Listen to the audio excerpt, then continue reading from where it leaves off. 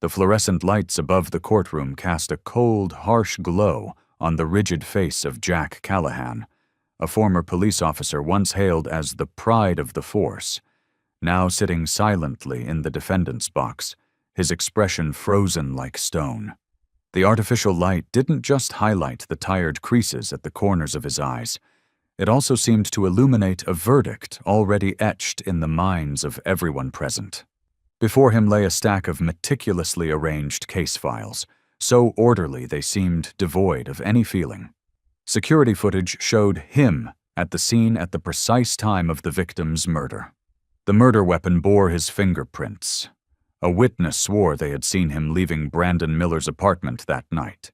Each piece of evidence is stacked atop the other, locking together like steel walls, leaving no room for escape. But Jack knew, deep in his soul, that he had never set foot in that apartment on that fateful night. He repeated that truth again and again during the trial, but his words were swallowed by the cold, sharp voices of prosecution, by the doubting stares of those who once called him brother. The courtroom felt frozen, not by temperature, but by the invisible chill of a judgment predetermined. Among the spectators sat Grayson Hayes, a former colleague who had stood shoulder to shoulder with Jack through countless missions. He remained silent, yet his eyes betrayed a quiet turmoil. Jack had always been a man of integrity, someone who would never let the truth be twisted without standing up. And perhaps it was because of that very trait that he now sat here, branded a criminal. Suddenly, a sharp, powerful bark echoed through the tense courtroom. All eyes turned toward the door, where an officer was struggling to pull back a sleek black German shepherd. But Rex, the canine dog who had once been Jack's partner, refused to budge. His paws locked against the tile, his body rigid, growling with fury. His eyes never left Jack, and in that gaze was more than sadness. It was defiance, pain, and an instinct that could not accept the injustice done to his handler. Rex didn't bark wildly, nor did he panic. He dug his claws into the floor, whimpering softly, like a child being torn from a parent in a moment of danger. One, then two more officers arrived to help. They tried to drag him away, but Rex struggled, his eyes fixed on Jack, a gaze that made the entire courtroom pause in a moment of breathless stillness. And Jack, for the first time throughout the entire trial, blinked. His eyes met Rex's, and in that silent exchange, everything was said. "I'll be all right. Keep living." But as soon as that connection broke, pain surged through Jack, threatening to shatter the hardened shell he had built since the day of his arrest. No one in the courtroom knew Rex the way Jack did. Rex wasn't just a working dog.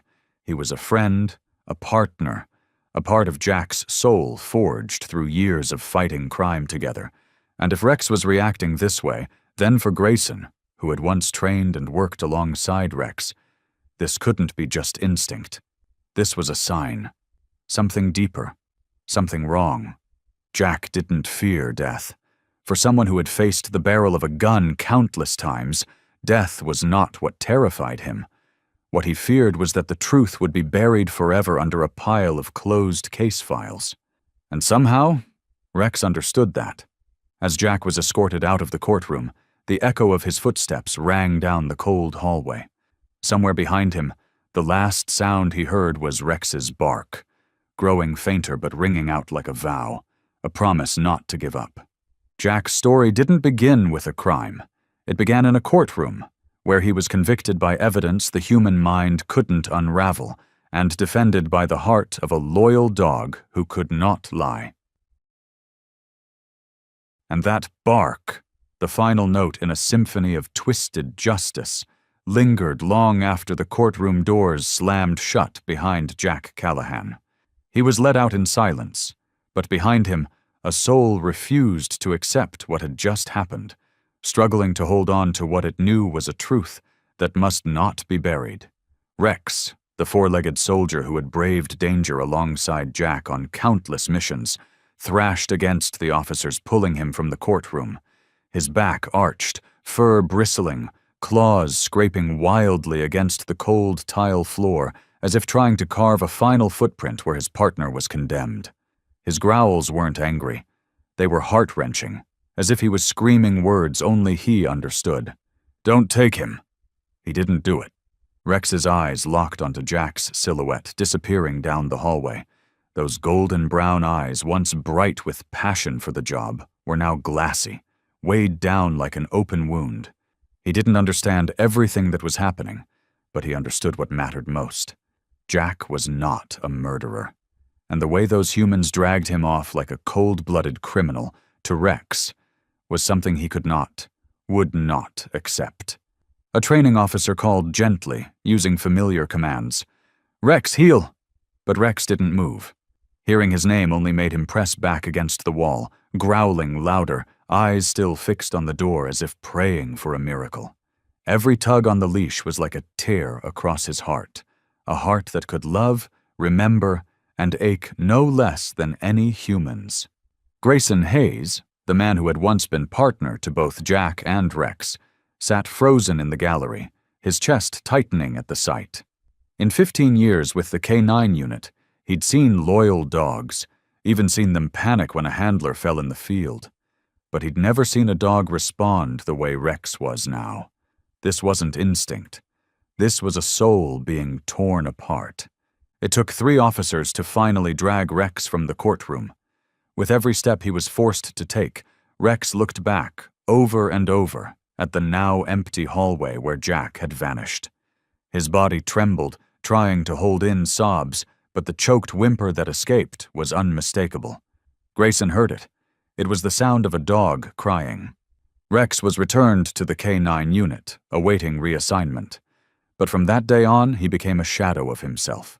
No longer the proud champion of training drills, the famously precise tracker. Rex now lay motionless in his kennel, head resting against the bars, eyes fixed on the door as if waiting for someone who would never return. The new handler tried every command. "Sit! Down! Move!" But Rex didn't react, not because he didn't hear, because he refused to listen. Every order was meaningless now to a creature with only one mission left: to wait for Jack. His meals were the same as always, his favorite beef mixed with kibble, but every bowl remained untouched. 1 day, 2, 3. The staff grew concerned. A senior officer said quietly, "Maybe he's mourning." Then, one gray afternoon, when an employee accidentally mentioned Callahan, it was like lightning struck Rex's spine. He leaped up, rushed to the kennel door, and barked like he'd heard Jack's voice. He clawed at the bars, tearing his paws. But when the door stayed shut and no Jack appeared, he slowly retreated to his corner and collapsed, as if torn between hope and surrender. A report was swiftly filed. Rex no longer fit for duty. Some suggested sending him to a retraining center. Others were more cruel. Retire him early or transfer him to a long-term animal facility. But when the report reached Grayson Hayes, he knew he couldn't let that happen. He asked to see Rex. When he stepped into the kennel, Grayson sat down beside him, his voice low and soft. "Do you miss Jack?" Rex whimpered, then suddenly sprang up, rushed to the bars and began scratching wildly, as if that gait was the only thing keeping him from Jack. A nearby trainer sighed.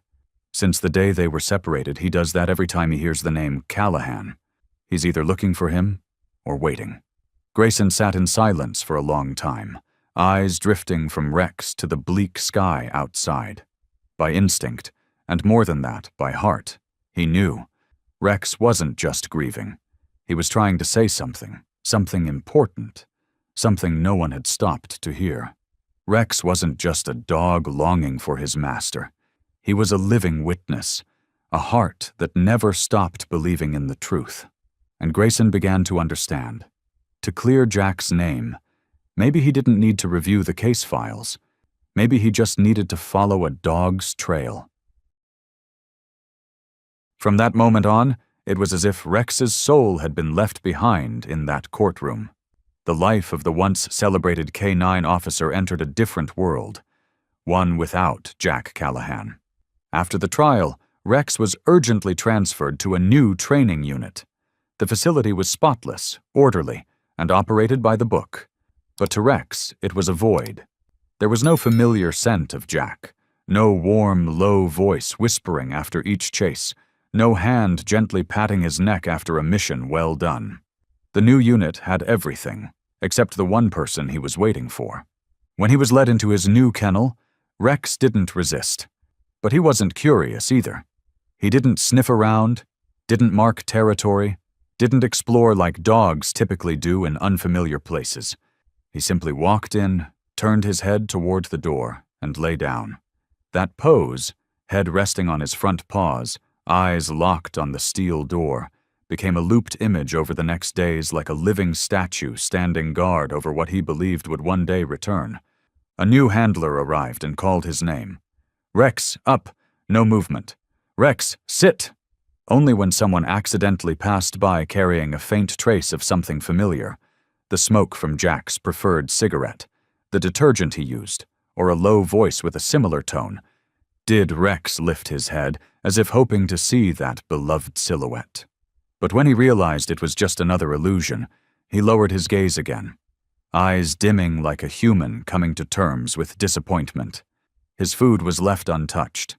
Day 1, then 2. The trainer changed the meal. Beef stew, Rex's once favorite, something he used to lick the bowl clean for. Now, Rex only sniffed it briefly before turning away and returning to his spot, as if to say, "If it's not from him, I don't want it." Training sessions carried on without Rex's participation. He didn't respond to whistles, showed no interest in tracking exercises, and ignored all commands during attack drills. Even when an officer tried to trigger his instincts by initiating a mock obstacle run, Rex just sat still, eyes empty, head turned toward the main gate. A young officer sighed, whispering to a colleague, "This dog, it's like he's waiting for someone." The other nodded. Or mourning. The unit began officially recording his behavioral anomalies. The report read, "Rex is no longer operational. Recommendation, transfer to a rehabilitation center or retirement." But none of them understood. Rex hadn't lost his abilities. He had lost the one person who gave him a reason to use them. That afternoon, as pale sunlight cast long shadows over the training yard, a group of officers gathered near his kennel, chatting. One of them casually mentioned the name Callahan, just a reference in an old story. But to Rex, it struck like lightning through the fog. He shot up. From the same spot he had remained in for 3 straight days, Rex charged forward and slammed into the bars, letting out a piercing cry of desperation. His eyes lit up, not with rage, but with sudden hope. He clawed at the steel and barked wildly, tongue hanging, eyes wide as if asking, "Where is Jack? Where is he?" The officers stood in stunned silence. Just 3 familiar syllables, but they were a code that reawakened Rex's entire being. He had never forgotten, never stopped hoping, and now, just hearing that name again, his heart trembled to life. But when Jack didn't appear, Rex's eyes dulled. He froze, head dropping, and slowly backed into the corner of the kennel. Before lying down again, he turned once, one final glance, as if checking whether what he'd heard had been a dream. But it wasn't. It was just the world, once again, moving on without him and the one he loved most. That night, a special email reached Grayson Hayes. A single line from someone he knew at the unit. "Rex won't eat. He doesn't respond. We can't reach him. We're about to retire him. You're the only one he still listens to. Come, if you still believe in anything." Grayson read it, stood up, and grabbed his coat. He knew he wasn't just going for a dog on the brink. He was going for a man the world had forgotten, and for a belief that never died, that sometimes the truth isn't buried in testimony. It's written in the eyes of a creature that knows only how to love. Tomorrow he would go, and the search would begin, not with commands, but with a heartbeat. Just as his instincts had told him, early the next morning, when Grayson Hayes stepped through the gates of the K-9 unit, he saw that gaze again, the same one he had seen on the battlefield, amid smoke and sirens, where only life and death were real. The gaze of Rex, now hollow, exhausted, but still silently waiting for something no one else believed in. Grayson stood in front of the kennel. Rex didn't rush over, didn't bark. He just opened his eyes and looked at him, as if asking silently, "Are you here to take me home? Or to say goodbye?" They stood there, facing each other, in the suffocating stillness, while a retirement proposal sat on the admin desk. Grayson stepped closer and gently knelt. His hand touched the cold bars. He said nothing. Rex kept watching, ears drooping, eyes blinking slowly, and then, with no warning, no aggression, pressed his nose against Grayson's fingers. A light touch, but one that stirred all their shared memories. They had stood side by side in a hostage rescue mission in the Southside neighborhood, where Rex saved Jack from a blade at his throat. They had chased human traffickers in freezing rain, where Rex found a girl hidden in a car trunk, guided only by the faintest scent. And more than all that, they were people who had once entrusted their lives to each other, not out of duty, but out of trust. Grayson didn't need time to decide. That very afternoon, he applied to adopt Rex under temporary convalescence. But in his heart, he already knew. This was forever, or at least until Rex found his reason to live again. The paperwork was quickly approved. Everyone was relieved. The unit no longer bore responsibility for a non-performing dog. But to Grayson, what he brought home wasn't a worn-out tool. It was a wounded soul clinging to the last remnants of meaning. Rex was brought to Grayson's home on a lightly rainy afternoon. When the car door opened, Rex didn't jump out. He looked around, hesitant. Only when Grayson gave a soft whistle, the same signal they once used to call the K9 team, did Rex step down, slowly. His steps were careful, no longer strong, but in each one, there was caution. Like he was asking himself, is this place safe? Is this a beginning or just the end?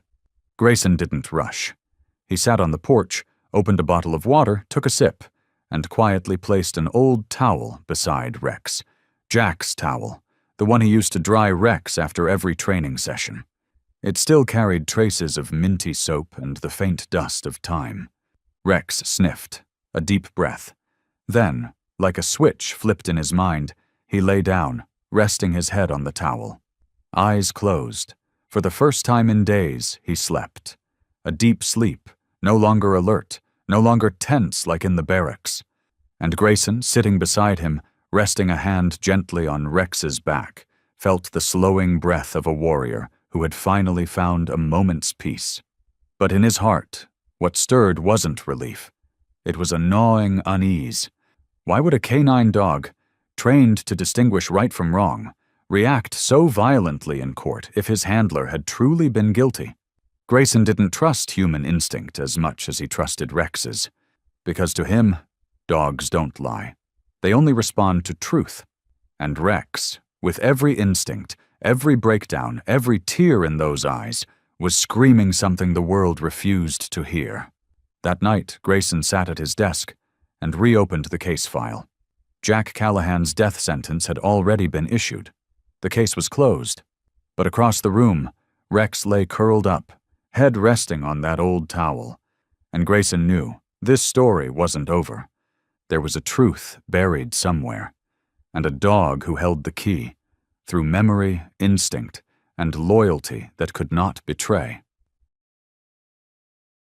In the silent darkness of the suburbs, when every house had fallen into slumber, and the glow of the streetlights flickered faintly on the cold asphalt, something stirred, not from a human, but from a pair of alert ears hidden in the shadows. Rex shot up.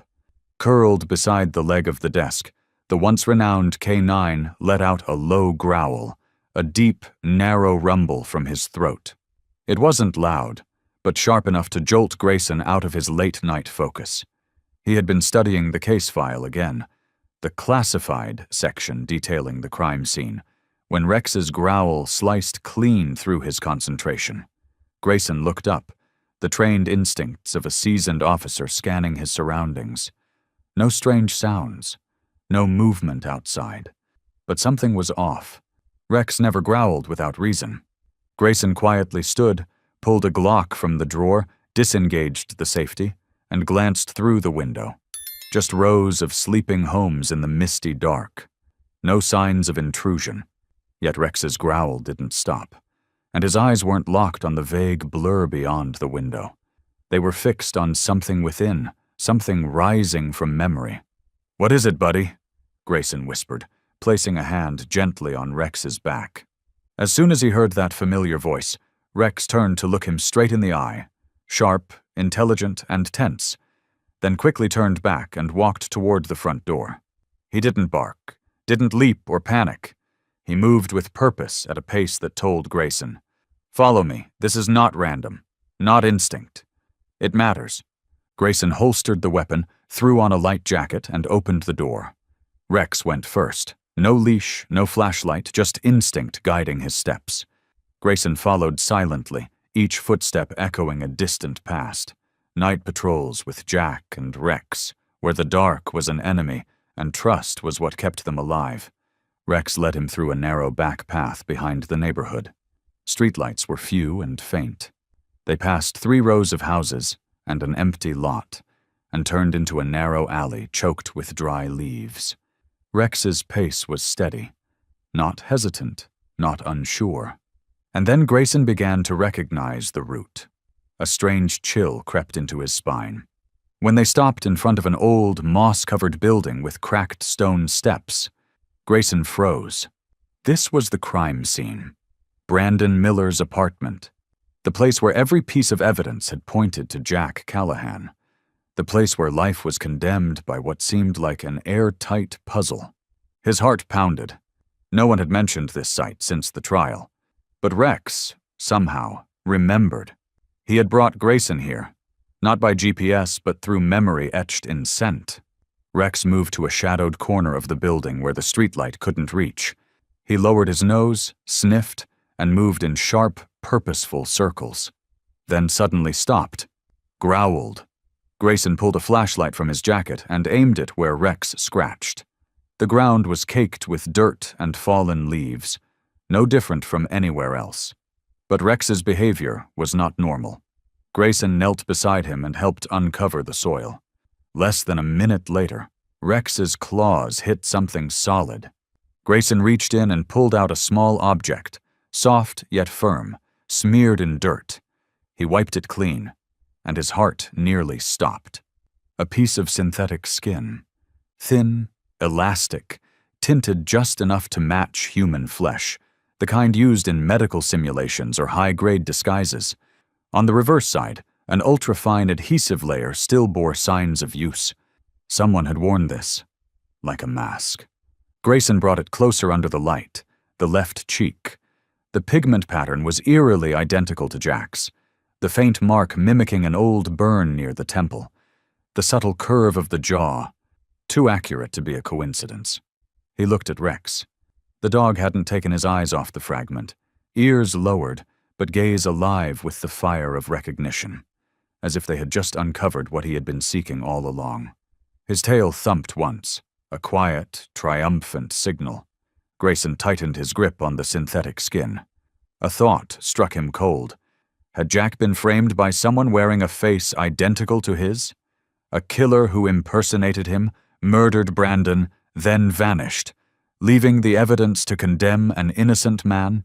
He rose, still holding the piece like a fragile treasure.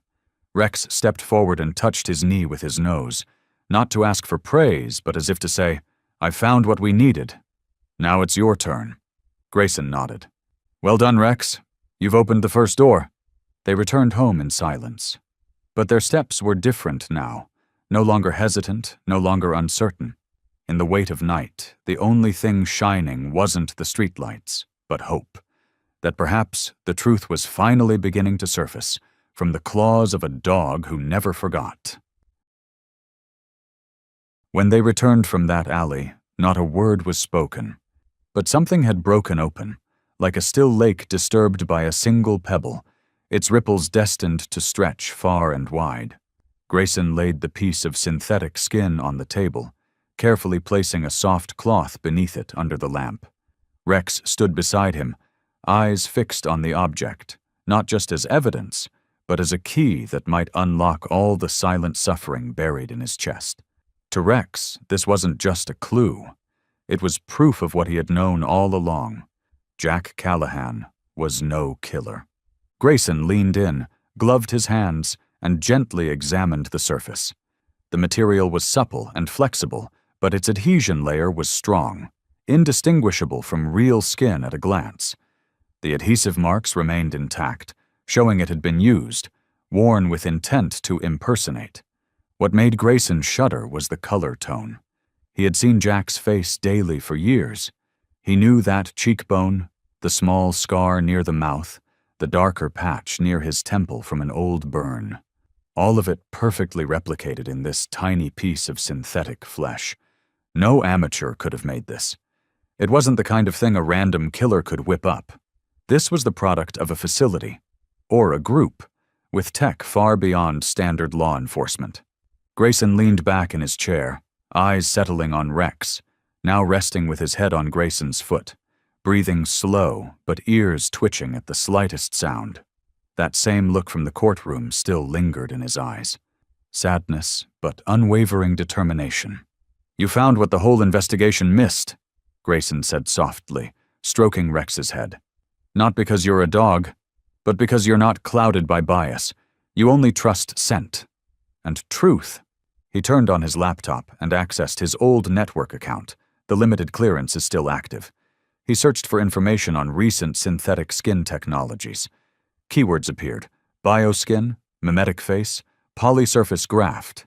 But all were tied to restricted projects, research labs or defense institutions with tight security. There was no reason for this technology to appear in a civilian murder case. Grayson froze. A terrifying theory formed. Someone had used advanced facial replication tech to impersonate Jack, commit murder, and fabricate a flawless crime scene. Fingerprints, camera footage, eyewitnesses, all orchestrated. He reopened the surveillance video from the crime scene. He had watched it dozens of times. But now, with new information and sharpened focus, he spotted something odd. The suspects' facial movements weren't quite natural. Every time they turned their head, there was a subtle lag, half a second, like the skin layer shifted slower than the bone structure beneath. Subtle, unnoticeable, unless you are looking for it. Grayson sat frozen. At his feet, Rex whimpered, not in pain, but as if to ask, what happens to Jack if no one believes this? He knew the answer. If he didn't act, no one else would. The court had ruled. The law had spoken. Every door was shut, or seemed shut. But now, because of one loyal dog's instinct, a piece of synthetic skin unearthed in the night, and a pair of eyes that never stopped believing, Grayson held the first thread that could unravel the entire case. Before bed, he sealed the skin fragment in a moisture-proof box and locked it away. Then glanced over at Rex, sprawled across the rug. "Tomorrow we go to Dr. Elgin's lab," he whispered. "He worked on early bioprosthetics. If anyone can identify this, it's him." Rex didn't bark. He just opened his eyes, looked at Grayson, and then lowered his head. A silent agreement. Outside, the rain had started. Light drops tapping on the porch roof, ticking like a clock counting down. To Grayson, every second now mattered, and to Rex, every breath was a promise. "I won't leave, not until he's cleared." But before they could set off to meet Dr. Elgin the next morning, a chilling headline hit Grayson like a slap of cold water. Renowned businessman Harvey Donovan was found murdered in his private office. Police investigating financial motives. Grayson froze in front of the screen. That name wasn't unfamiliar. Harvey Donovan, one of the primary investors in a chain of military-grade biometric technology projects. A discreet but influential figure, his name had surfaced in a few classified files Grayson had skimmed back in the day. And more crucially, the crime scene was only 3 blocks from Brandon Miller's apartment. From the kitchen corner, Rex lifted his head, sensing the tremor that had run down Grayson's spine. He stepped closer, eyes locked on the screen as if understanding something wasn't right. Grayson rested his hand on Rex's head, And in that moment, a quiet but real instinct took hold. Jack's case wasn't isolated. Without delay, Grayson drove to the scene of Donovan's murder. Thanks to his former badge and lingering reputation, he was allowed access as a temporary observer. A young officer escorted him through the sterile hallway, still wrapped in white forensic tape. The smell of blood had been cleaned away, but a tense energy clung to the air, like the residue of a rage that had been neatly hidden. "We think this is a financial killing," the officer said. "Donovan had just pulled out of a tech investment. Looks like someone wasn't happy."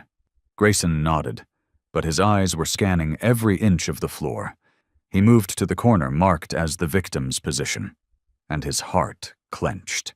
Just under the desk, obscured in a faint patch of shadow, was a strange black-inked symbol.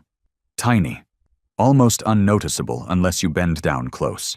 A circle crossed by a diagonal slash with 3 small dots inside, exactly like the symbol found near the wall in Brandon Miller's case. Back then, it had been dismissed as old paint or unrelated graffiti.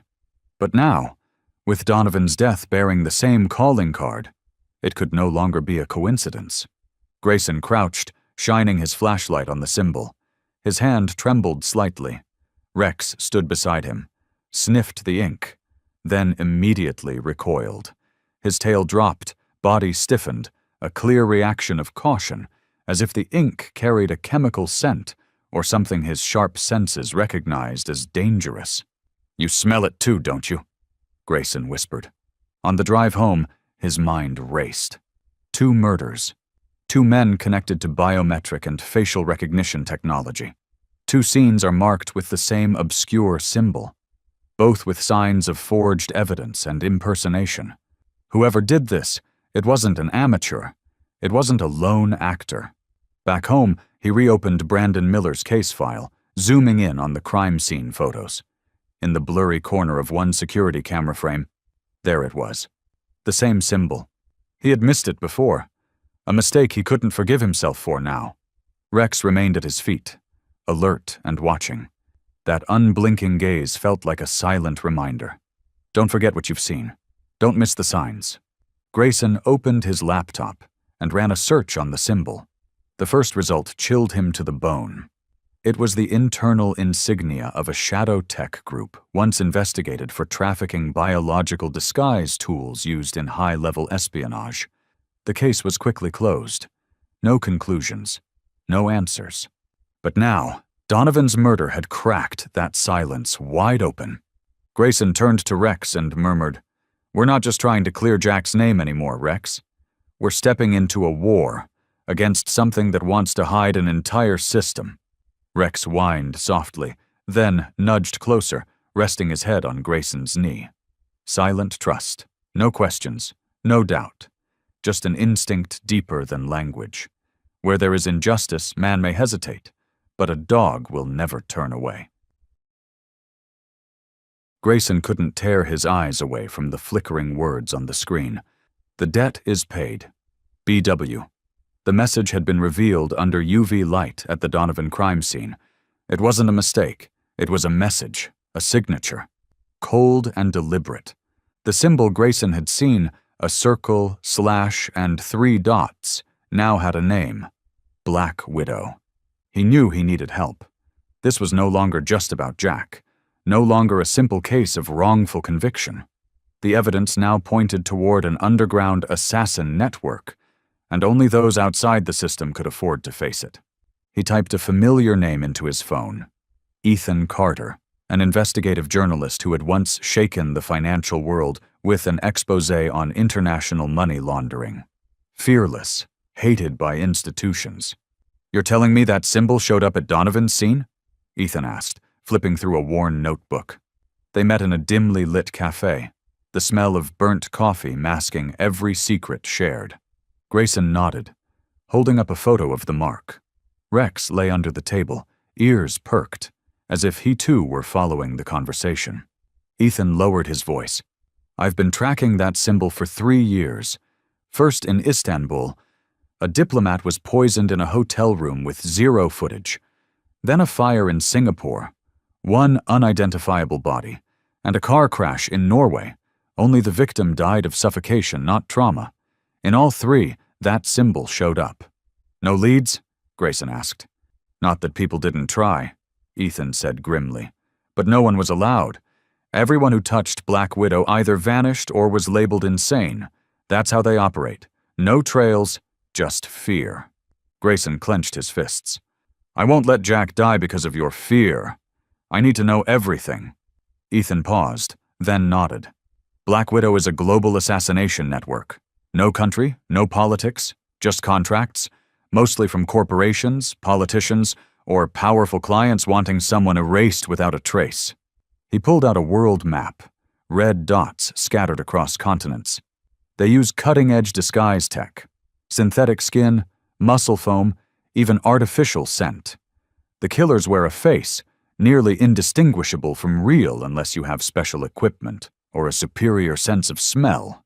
Rex lifted his head, eyes flaring. Grayson understood instantly. Or a dog. Ethan looked down. That's Rex, isn't it? I read about his reaction in the courtroom. Wouldn't leave. Wouldn't obey. An animal that can't speak, but whose instincts are more honest than any fake witness. Grayson nodded, eyes still on Rex. He's not just a partner. He knew the man in court wasn't Jack. No need to explain. He scented the truth. That night, the three of them visited Jack's old K9 office. Dust clung to the walls. But the space still echoed the spirit of someone who had lived, trained, and fought there. Rex entered slowly, like a child returning to his father's room. He moved quietly, sniffing each corner, eyes heavy with memory. Grayson swept his flashlight across the walls. A dusty whiteboard lit up. Maps, patrol grids, schedules, and then a paper slipped from an old clipboard and fluttered to the floor.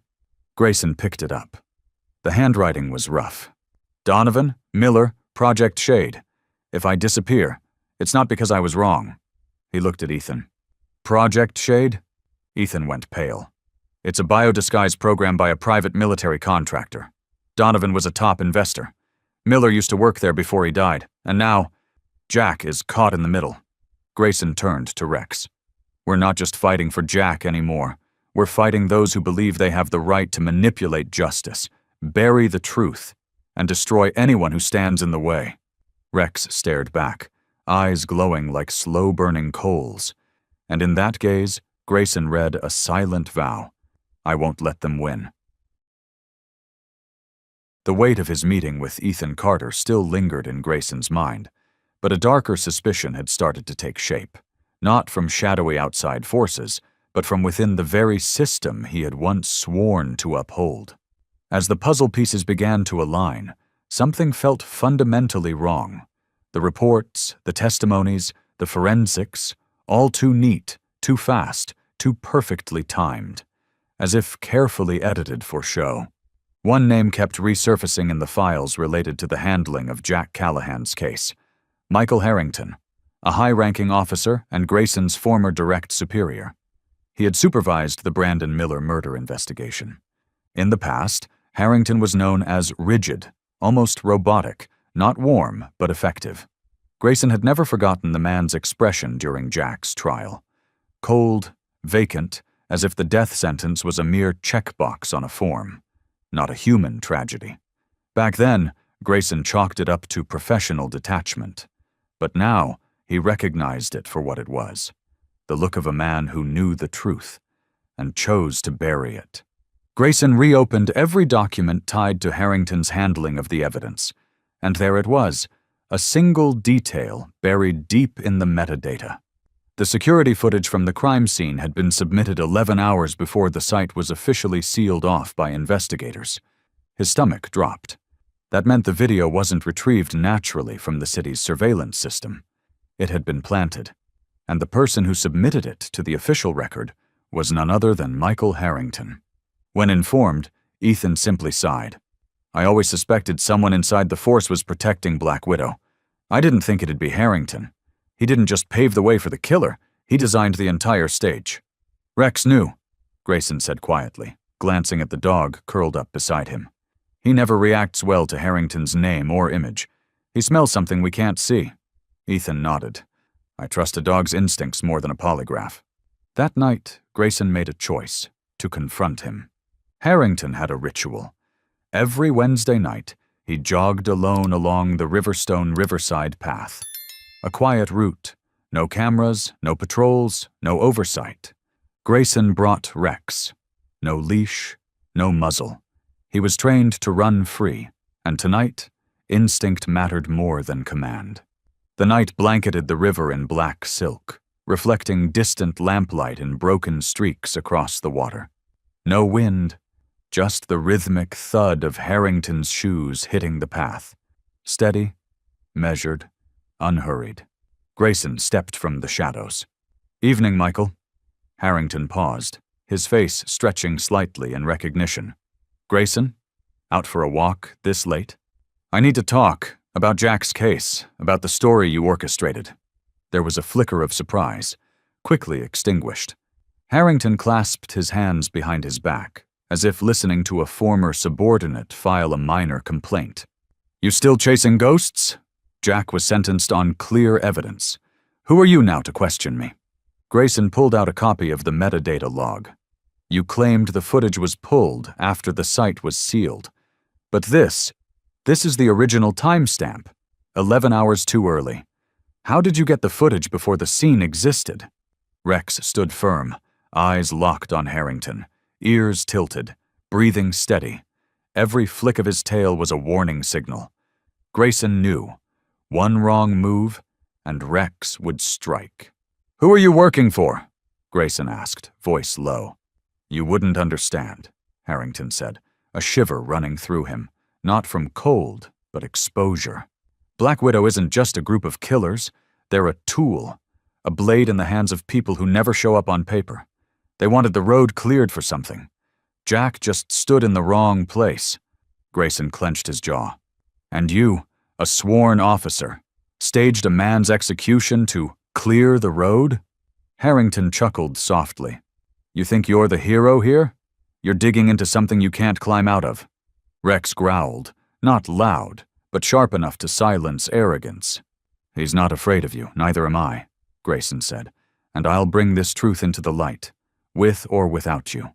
Harrington turned and walked into the darkness, but Grayson knew, from this moment on, the man understood. His secrets were no longer safe. Rex nudged Grayson's hand, a quiet gesture that said without words, "Keep going. I'm here." As night fell over the city, Grayson and Rex left Ethan's apartment with heavy hearts. What they had uncovered about Harrington, a Black Widow insider, was only the tip of the iceberg silently destroying the system they once believed in. But Grayson knew. The truth didn't live in press conferences or polished courtrooms.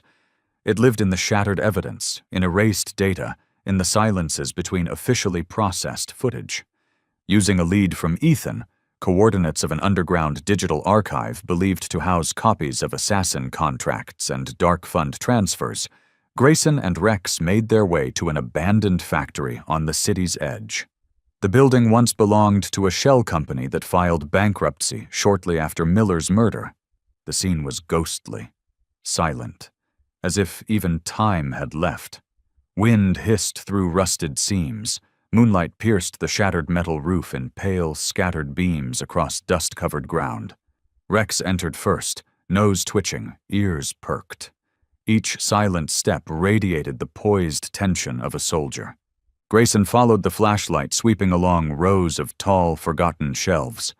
Files dusted with decay, scattered hard drives, circuit boards smashed as if someone had tried to erase everything before leaving. "The server room's in the back," he whispered, pointing to a half-closed steel door. But Rex froze. A low growl rolled from his throat. Not aggressive, but alert. His breathing shifted. Muscles tensed, his gaze fixed on the shadows at the end of the hallway. Grayson instantly knew. He drew his weapon, tightened his grip. "Someone's here."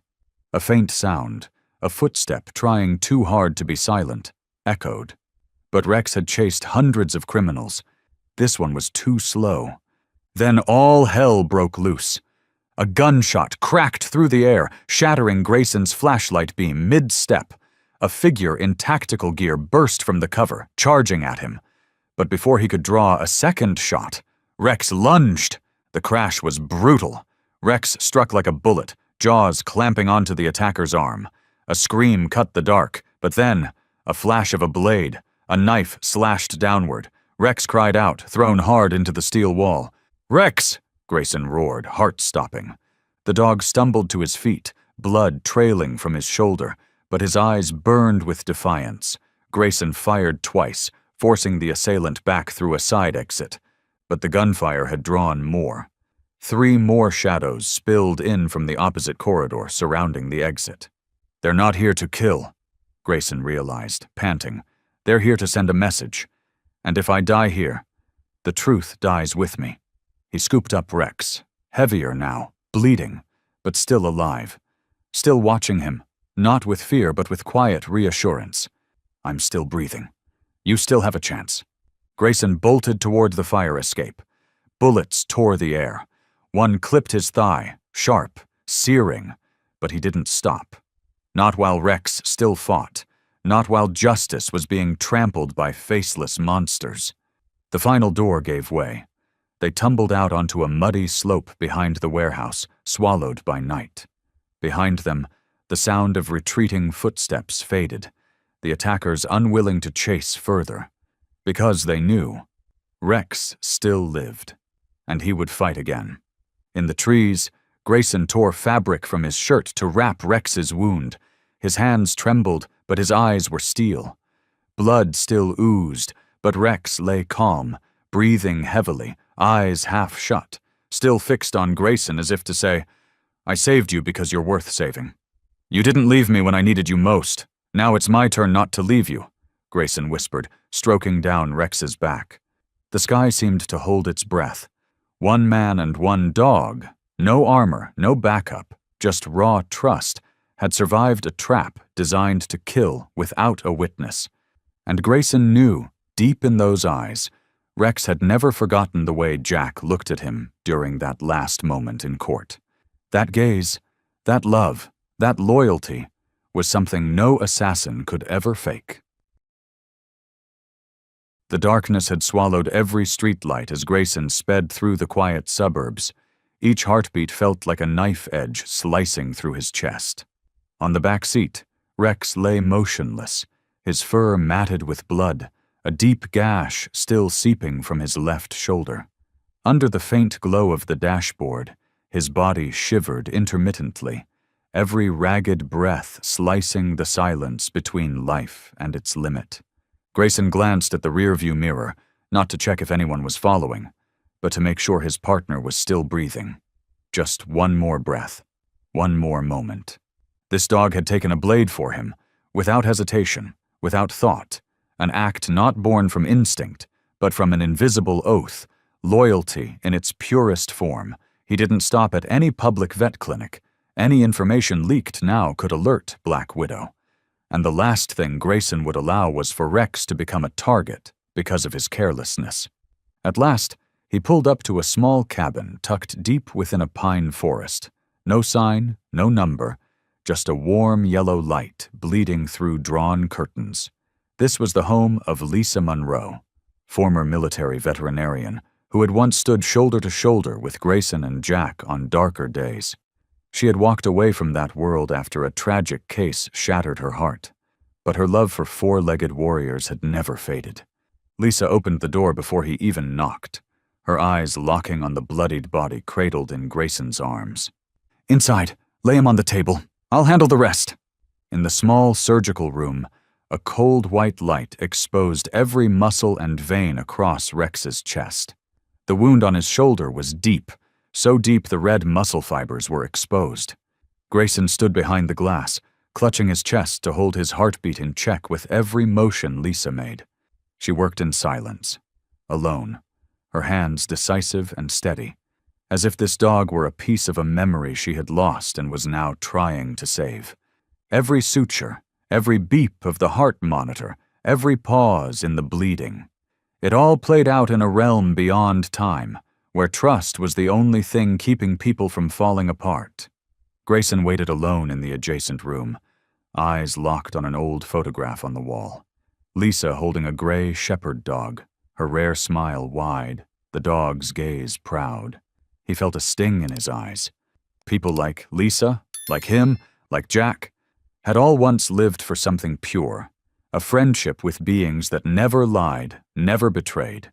He remembered Jack and Rex. The first time Grayson saw them was during a desert training exercise. Jack stood under a searing sun, and Rex came sprinting back after a scent trail over an hour long.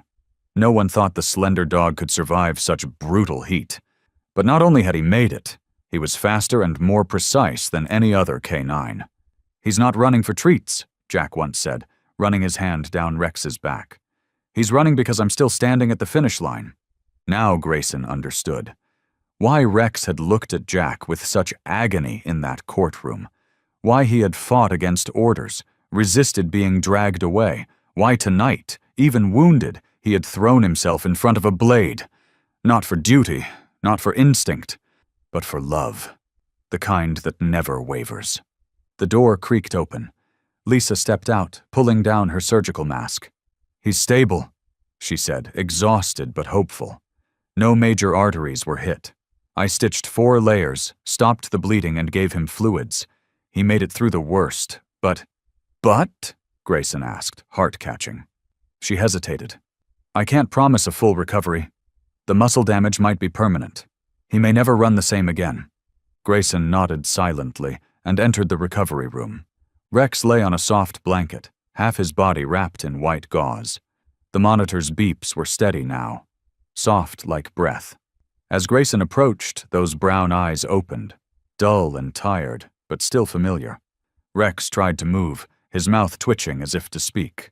Grayson sat beside him, gently taking his front paw. Rex didn't flinch, didn't whine. He just nudged his nose into Grayson's hand, a small gesture that said, "We're still here. I kept my promise." "Rest now, buddy," Grayson whispered, eyes misting. "You don't have to run anymore. I'll run the rest of the way. For both of us." Lisa stood silently outside the door. There are wounds medicine can't heal, but sometimes love, the tether between a man and a loyal dog, can mend what the world thought was already broken. The soft glow in the recovery room cast a faint shadow over Grayson, still seated beside Rex's bed, the brave K9 who had just survived a brush with death. The white bandages across Rex's shoulder and chest still bore faint traces of blood, but his breathing was steadier now. His heartbeat had evened out. Though his eyes were clouded with exhaustion, every time Grayson approached, Rex turned his head and gave a gentle flick of his tail, as if saying, "If you're here, I can endure this." But Grayson didn't have time to stop. Rex's wounds weren't just scars from a fight. They were the proof of a much colder, crueler design. A conspiracy that had stolen Jack's freedom nearly killed Rex, and was still waiting in the shadows. Once Lisa assured him she would stay with Rex, Grayson left the clinic. He met Ethan in an abandoned warehouse, their new safe house. In Ethan's hand was a decrypted hard drive, stolen during their last infiltration. Grayson switched on the desk lamp and stared at him. "What's on it?" Ethan took a breath. "Money, Grayson. A trail of payments disguised as community grants, Homeland Security funds. It all funnels to the same endpoint." He opened the laptop. Data, account maps, and transfer logs lit up the screen. And the last person to authorize them was Deputy Police Chief Richard Vaughn. Grayson's fists clenched. Deep down, he had suspected Vaughn. The ever-smiling face behind every major investigation. The calm spokesman for the department. No one had dared touch him. Vaughn was a symbol of law and order. And now, the mind behind Black Widow. Among the recovered files were not just budget logs, but surveillance records, kill contracts, and chilling recorded calls. "Donovan's out of control." "Then eliminate him. The same way we handled Miller. Clean up everything. Leave a familiar trace. We need a scapegoat." Grayson recognized the voice. Gravelly, slow, calculated. Vaughn. He opened a buried video file, footage deleted from the official record of Jack's case. A masked man entered Brandon Miller's apartment, using a military-grade knife to deliver a precise kill, wiping down the scene, adjusting the camera, so that Jack would appear to be the only suspect. And the man wasn't Jack. "They staged everything," Grayson said, his voice like a coffin nail. "They built the trap, detail by detail." Ethan nodded grimly. "And no one speaks up. Vaughn controls everything. Cops, prosecutors, media, anyone who talks vanishes." By sunrise, Grayson was back at Rex's side. Lisa had redressed the wounds. Rex was awake, alert, and his eyes burned with a quiet fire, as if sensing Grayson had gotten closer to the truth. Grayson stroked the dog's neck gently. "We found him, Rex. The real one behind this. And I swear we're going to drag him into the light. Not just for Jack. For you. For everything they've taken." Rex exhaled. Not a gasp, but a quiet sigh of agreement. He knew. The night was nearly over. That evening, Grayson and Ethan met with a former finance officer from the department, a man now in hiding. He handed them a thin folder, but its weight was enormous. Authentic signatures from Vaughn, approving a batch of scrapped military gear, now in the hands of Black Widow. "Jack had access to this file," the man whispered. "I don't know if he still has it, but if he does, it's enough to take Vaughn down." Grayson remembered Jack's words. "I always carry the truth with me. If I disappear, it'll still find its way back." Without delay, he returned to Jack's old apartment, sealed off since the arrest. Using a keycard from their last night together, he unlocked the door.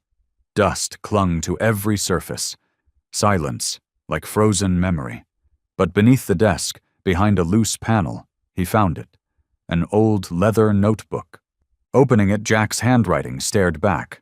Notes, relationship maps, lists of the disappeared, and one name circled in red ink. R. Vaughn. Grayson pressed his hand to the notebook. His eyes burned with resolve. This wasn't just an investigation anymore. This was a rebellion for truth. As Grayson flipped through the final pages of the leather-bound notebook, each line written by Jack felt like a whisper from an old friend in another world. A world of darkness, betrayal, and utter isolation. The pieces began to fit together. Vaughn wasn't just manipulating the investigation. He was eliminating every lead that could reopen the case. And the biggest lead, the one that had somehow survived, was Jack. Grayson clutched the notebook tighter, his heart sinking as he realized that if he was closing in on the truth, then the mastermind behind all this surely knew it too. And Jack, the only one who could testify firsthand, who had once gathered evidence, who had stood toe-to-toe with Vaughn, wouldn't be allowed to live much longer. Deep inside Iron Hill State Prison, in a solitary cell at the end of Corridor 3, Jack Callahan was still alive. No one mentioned him. No one visited. No news outlet had touched the story since the death sentence was passed. To the outside world, he was convicted and forgotten. But in that forgotten place, Jack endured, gaunt but unbroken, quietly surviving with a faraway gaze, as if listening to something beyond the concrete walls. Every morning, a food tray slid through the steel slot. On time, without a word exchanged. Jack never ate right away. He observed the tray in silence, noting every detail: the sheen of gravy, the trace of condensation, the fading footsteps down the hall. A survival instinct, honed from years as a cop, and sharpened further by having nearly been silenced more than once. That day, a new inmate was transferred in. Ramon, Mexican, a former small-time arms smuggler arrested years ago. Big, loud, unusually friendly. On the third morning, as their trays arrived, Ramon turned to Jack and laughed. "You got more meat than me? Switching diets now? That mashed potato's calling my name?" Jack looked at him for a few seconds, then nodded. Said nothing. Showed nothing. He handed his tray to Ramon and resumed reading his worn paperback on Stoic philosophy. But not 10 minutes later, Ramon began convulsing. The clang of his spoon hitting the floor echoed sharply. His massive body shook violently, foam bubbling at his mouth. Guards stormed in, calling for emergency medics. But it was too late. Ramon died on the cold floor, eyes wide open, lifeless. From the corner of the cell, Jack remained still. But inside, every cell in his body lit up. No one had to tell him. It wasn't food poisoning. He knew the symptoms of next-gen neurotoxins, the kind preferred by contract killers, lethal in under 10 minutes, odorless, tasteless, nearly undetectable. And when the victim wasn't important, no one looked twice. Jack understood. The tray was meant for him. Ramon's death was collateral. But it was also a message, a reminder. You're on borrowed time. More importantly, it confirmed something else. They were getting nervous, which meant Grayson had found something, which meant Rex was still alive. A spark flickered inside him, within those cold prison walls. If Rex hadn't fallen, if Grayson was still fighting, then he, though caged, was still part of the war. At that same moment, Grayson returned to Lisa's clinic. Rex could now sit up on his own, back straighter, head held higher, though the stitches were still fresh. As Grayson stepped in, the dog looked up, ears perked, tail flicking gently. No command was needed, just a look exchanged. But in that look was absolute trust. "I'm ready. Just tell me where to go." Grayson knelt, placing a gentle hand on Rex's head. His voice was low but resolute. "Jack's in danger. They already made a move and nearly succeeded, but now we know everything. And you, Rex, you're the only one left who can lead me back to where the light begins again." Behind him, Lisa added softly, "He's healing faster than any dog I've ever seen. It's not just the meds. It's the reason he wants to live." Grayson nodded. He understood.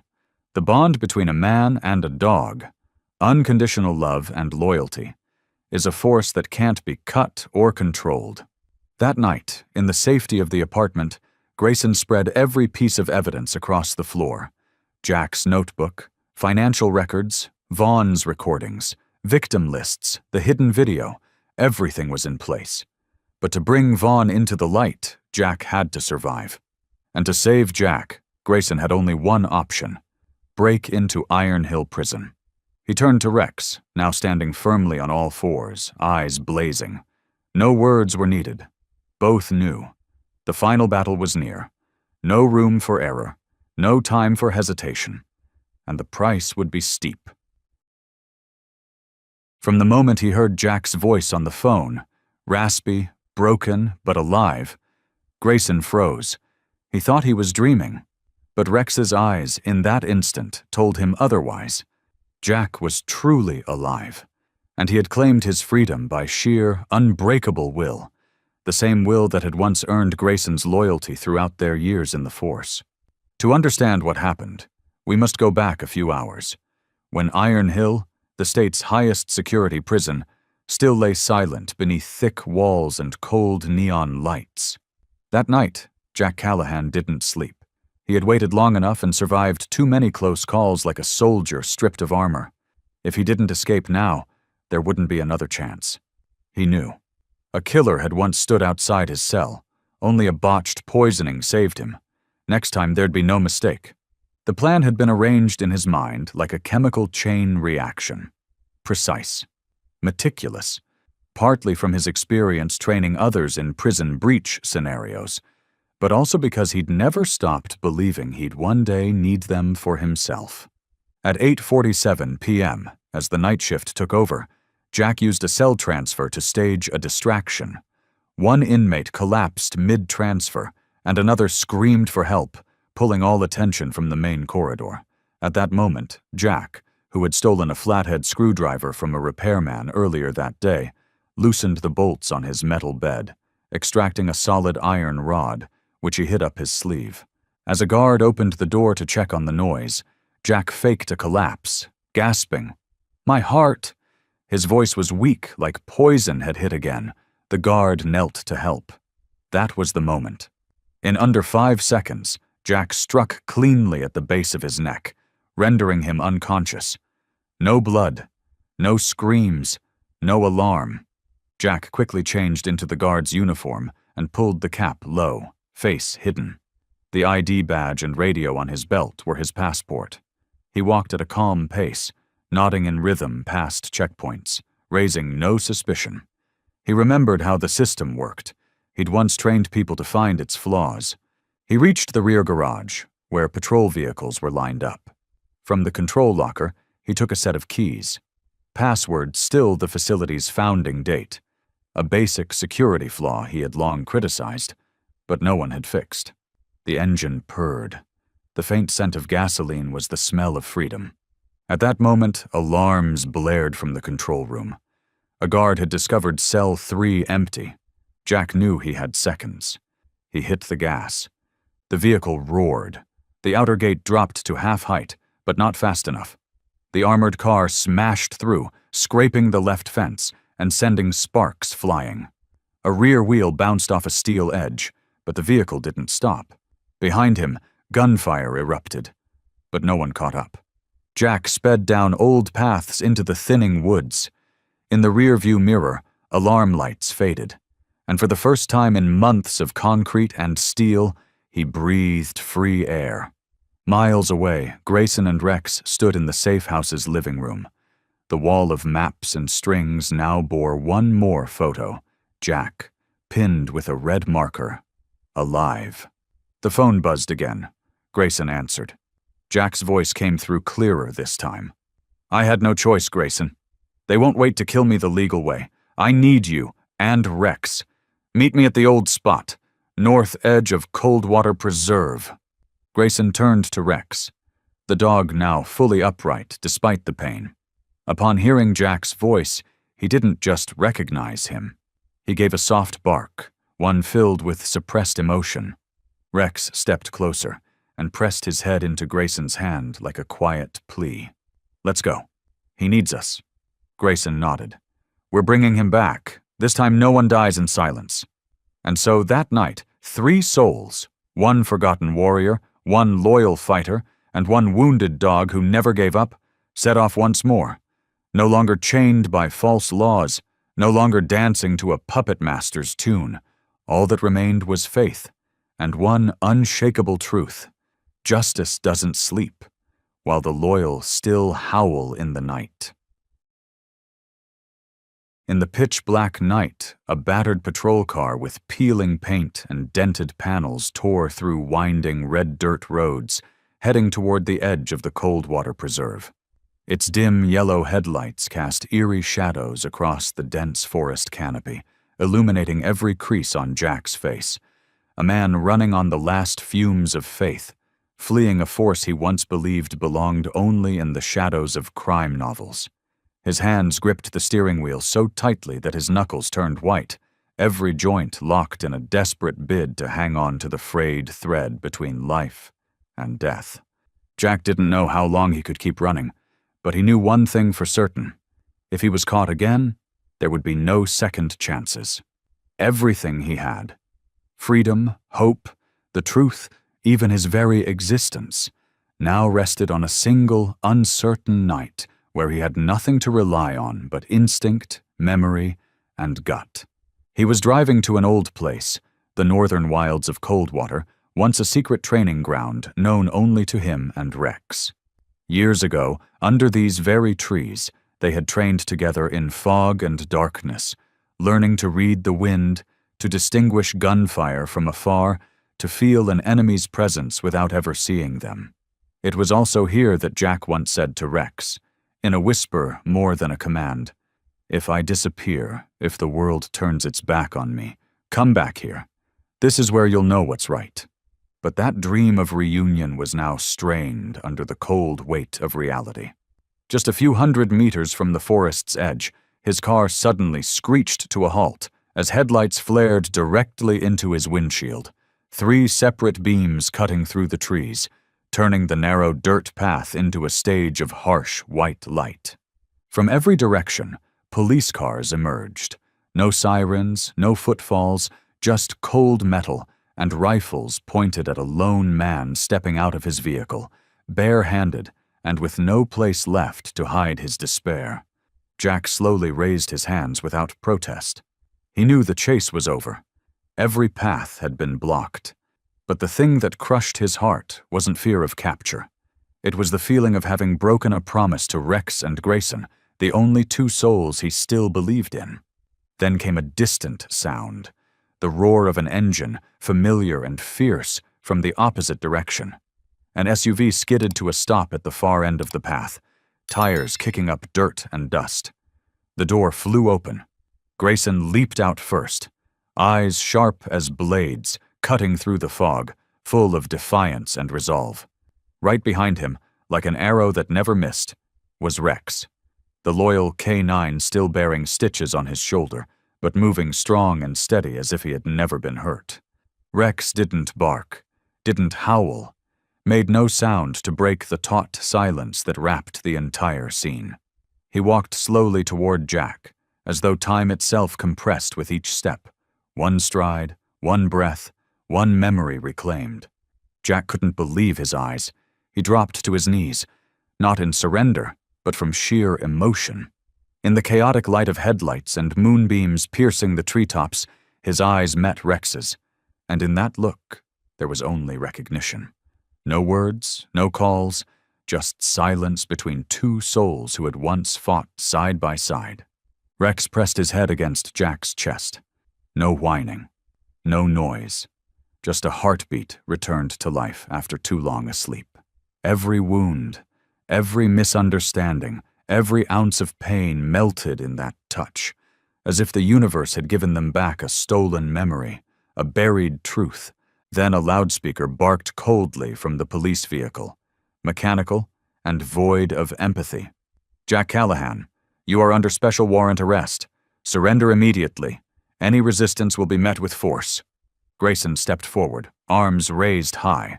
His voice was calm but resounding. "Listen to me. He has evidence that can expose everything. Don't let another life be lost in silence." Some officers hesitated, but orders were orders. The tactical unit moved in, guns raised. Rex immediately stepped in front of Jack, back arched, growling low, not in threat, but like a creature ready to risk everything for the one he loved. Grayson shouted, voice ripping through the tension, "Stop! If there's any humanity left in you, look into this dog's eyes. You'll see the truth." But the formation kept advancing. Jack, knowing that resistance could get Rex killed, gently placed his hand on Rex's neck, whispering just loud enough for the two of them. "It's okay, old friend.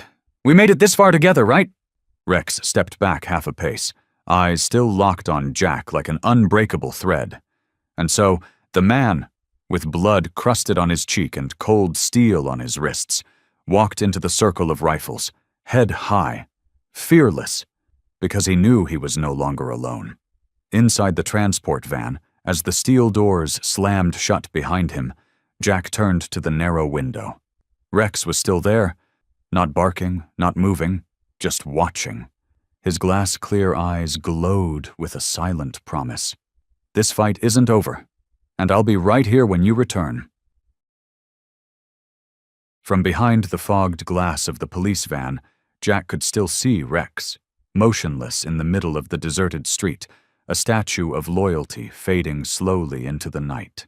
The van should have turned back toward Iron Hill Prison, but only minutes into the ride, when the vehicle turned left onto an old highway, Jack knew he was no longer in the custody of justice. Streetlights thinned out, then vanished altogether. The van entered an abandoned industrial district, decaying warehouses, crumbling brick walls, and corrugated iron roofs torn open by time and wind. No signs, no markings, no cameras, just an eerie, suffocating silence. A perfect place to erase a man forever. The van stopped. The door slammed open roughly. Two men, not in uniform, yanked Jack out and dragged him forward like cargo bound for the dump. Their heavy boots thudded against the cold cement floor, each step like the toll of a slow, merciless verdict. Jack didn't resist, didn't panic. He stared into the darkness ahead, where someone was waiting. From behind rotting wooden shelves stepped a man with purposeful strides, clad in a gray suit pressed sharp enough to cut air. Slicked back hair, eyes like cold steel. There was no doubt.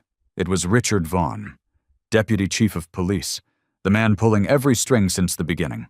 "Hello, Callahan," Vaughn said smoothly, his voice sugar-coated over a razor blade. "I must say, you're more resilient than I expected." Jack stood tall, hands cuffed behind his back, eyes unblinking. "And you're filthier than I imagined?" Vaughn didn't flinch. He lifted his chin and gestured. The goons shoved Jack into a freezing metal chair, strapping him down with thick canvas bands across his chest and wrists. "Your problem," Vaughn began, his voice slow and smug like a lecture, "is that you still believe in truth, in justice, in that sanctimonious morality we were all taught to trample without getting our shoes dirty." He sat across from Jack, legs crossed, fingers steepled on his knee. "I don't need you dead. I need names. Who you've been talking to, where the evidence is, the passcode to the hard drive. Cooperate, and maybe I'll let you live a few more days." Jack raised his head, slowly, eyes steady. "You can kill me, but you can't kill the truth," Vaughn chuckled. A low, dangerous sound. "I don't need to kill the truth. I just need to bury it deep enough in blood and dust that no one will ever want to dig it up." He stood and signaled. One of the henchmen stepped forward, pulled a thin knife, and sliced a shallow cut across Jack's shoulder, enough to draw blood. Jack gritted his teeth. No scream, no sound. "Still silent?" Vaughn tilted his head. "We've got a long night ahead, Jack. I have all the time in the world. You don't." Meanwhile, across the city, Grayson and Rex were racing to track the transport van. Using the vague clues Jack had left in their last call, and an old GPS bug Grayson had once secretly embedded in the license plate, they traced the signal to the outskirts of the city, where it suddenly vanished near a derelict warehouse. Rex, as if sensing something, began barking urgently and pulled Grayson toward a side road leading into the old industrial zone. Moonlight filtered through rusted roofs, casting broken shadows like silent alarms. And then Grayson heard it. A faint static buzz coming from Rex's collar. He knelt, feeling careful, and found, beneath the fake leather, a tiny recorder chip, nearly forgotten over the years, a safety device Jack had once placed on Rex to capture audio during high-risk missions. Somehow it was still working. Grayson switched it on. A garbled recording crackled to life. Faint but unmistakable. Vaughn's voice. Names. Locations. The hard drive password. "Talk, or you die here." Then Jack's voice, clear, unyielding. "You can kill me, but you can't kill the truth." Grayson looked up. Rex stood by his side, ears sharp, eyes blazing as if awaiting the order. Grayson clenched his fist. The recording still played. Vaughn's voice, undeniable evidence. He whispered, "I hear you, Jack, and this time I won't be late." Rex whined softly, turned, and took the lead. Two figures, man and dog, vanished into the night, chasing a truth under torture but never defeated. Beneath the faint glow of the recorder embedded in Rex's collar, something trembled inside Grayson's chest. Not fear, but a quiet rage hardening into resolve. Jack's voice still echoed in his ears, warm and defiant, like a dying confession left unfinished, a sliver of truth not yet brought into the light. There was no time left for waiting, no more hoping the system would fix itself. If they didn't act now, Jack would be erased, and the secrets Vaughn had buried would vanish forever. That very night, Grayson contacted Ethan Carter, a seasoned journalist, and one of the few still willing to chase the truth, no matter the danger. When Ethan listened to the recording, he sat silently for a long time, as if trying to accept the reality of what he'd just heard. Then he looked up, eyes sharp, and asked a single question. "What do you need me to do?" Grayson didn't say much. They knew they had to split their roles. Ethan would prepare a public release, and Grayson, with Rex, would go after Jack. But there was one problem. Jack wasn't in the prison system. No transfer records, no tracking, no updates after his recapture. The whole was obvious, and dangerously telling. Grayson knew what it meant. Jack had disappeared Black Widow style, detained in a secret location known only to those pulling the strings from the shadows. In one final push, Grayson reached out to a former teammate, Lieutenant Ben Morales, now working in internal intelligence. Ben was a quiet man, private, but Grayson had always trusted one thing. Ben never sold his soul to anyone. The call lasted less than a minute. Grayson said only, "I need to know where transport XJ-92 went after leaving the prison. Don't speak. Just send coordinates." 5 minutes later, one text arrived. "Warehouse 47B, South Winslow Industrial Zone. No access code. No surveillance." Grayson looked at Rex, already alert and ready. The dog wasn't sitting. He stood by the car door, eyes burning, ears picking up even falling leaves. Somehow, Rex knew, or his heart did, that Jack was near. Without delay, Grayson hit the gas. The vehicle sliced through the night like an arrow, with Rex beside him, never blinking, watching the road as if every turn pointed toward the man who had once fought beside him, once stroked his fur through the pain, once whispered in his ear through gunfire. "It's going to be okay, Rex. We've got each other." Meanwhile, inside Warehouse 47 by, a dim, airless room, Jack was still strapped to a chair, soaked in sweat, his shirt torn, blood oozing in slow lines from his shoulders. But his eyes still burned, a cold, iron light that refused to go out. Each question from Vaughn, each slice from the henchman's blade, only deepened his silence, as if pain was the last door shielding the truth from the claws of evil. Vaughn was losing patience. He threw off his bloodied glove, his voice a jagged rasp of metal scraping steel. "You're ending yourself, Callahan. If you're no longer of value, you'll vanish from this earth in less than an hour." Jack lifted his head, chest heaving, blood at the corner of his mouth, but the smile refused to die. "And when that happens, you'll never know where you went wrong." Outside, Grayson parked on the edge of the industrial park. He cut the engine. No lights. The entire area was submerged in a dense, moonless night. Only the hum of insects and the drifting fog over concrete remained.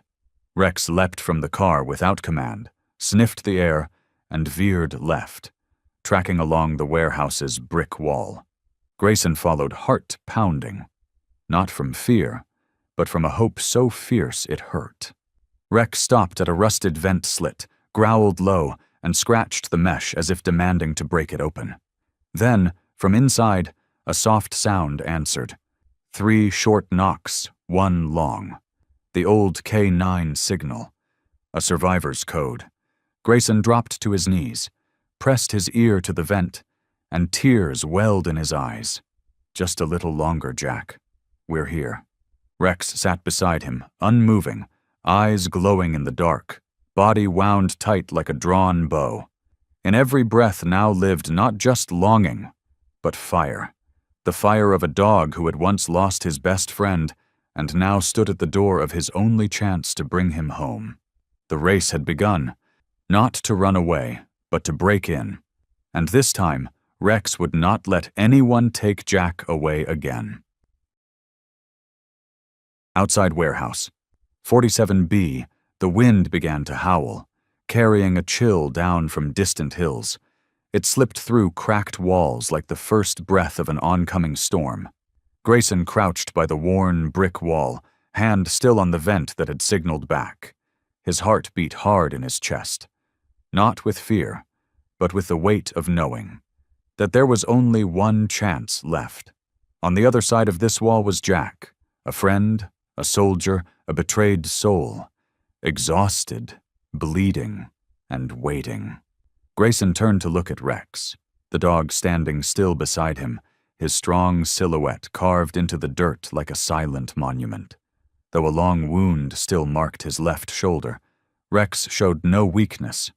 In his deep, unreadable eyes, Grayson saw a light that couldn't be named, a kind of pure courage that came not from instinct, but from something deeper than the line between human and animal. Grayson gripped the butt of his gun. A plan to breach the warehouse was already forming in his mind. Quick, clean, and quiet. But then he paused. His gaze shifted to Rex. He knelt, placing a hand on the dog's neck. "You don't have to go in," he whispered, voice thick with emotion. "You're still healing, and what's inside isn't meant for someone who just escaped death." Rex didn't flinch. He stared at him, long and steady, as if weighing every word deep within his soul. Then, without hesitation, he stepped forward, pressing his head into Grayson's palm, letting out a soft, short whimper. Grayson understood immediately. It wasn't a request. It wasn't gratitude. It was a statement. A decision made with absolute certainty. Rex had chosen. Though he couldn't speak, Rex had a way of making himself understood to anyone willing to listen. And in that moment, his eyes said all that needed to be said. "I have to go. No one knows Jack like I do.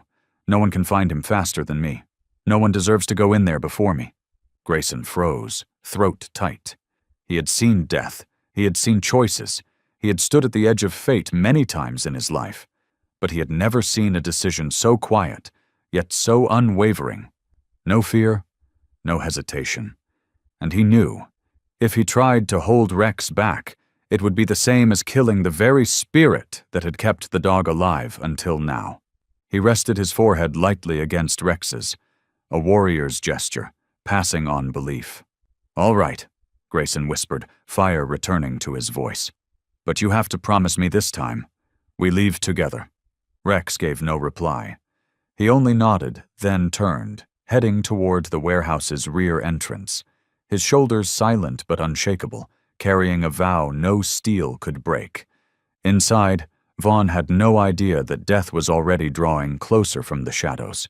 He still bathed in the illusion of control, believing Jack Callahan was just a broken body beneath his heel, and that the world outside still swallowed the lies he fed it.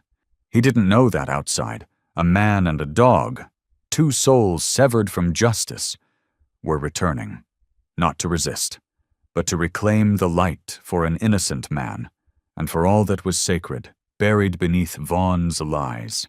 And as Grayson gave the signal, Rex charged toward the steel door, not barking, not growling, just a single straight line of faith and determination, not rage, but the voice of a friendship is deeper than any verdict, stronger than any fear, because sometimes, to save someone you don't need an army.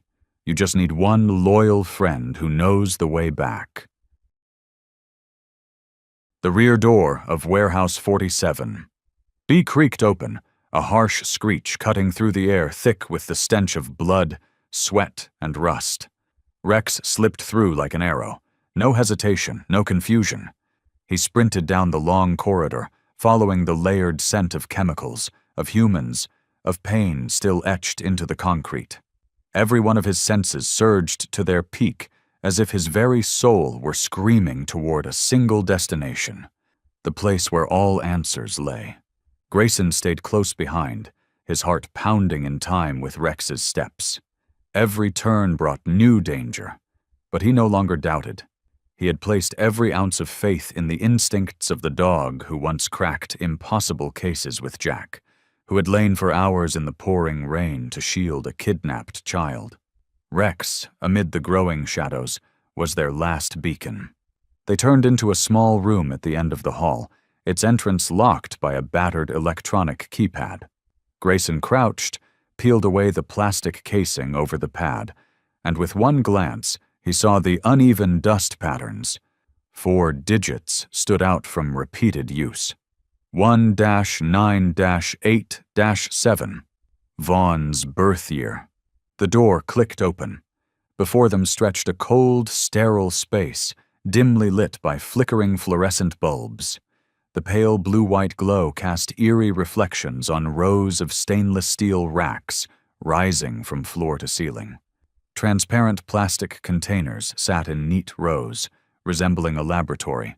But inside each, layers of synthetic skin had been shaped, carved with uncanny precision, into human faces. Rex froze. His ears drooped, and his body trembled, not from fear, but from recognition. A twisted scent, familiar yet warped, like a beloved dream deformed into a nightmare. Grayson stepped forward and opened the box at the center of the room.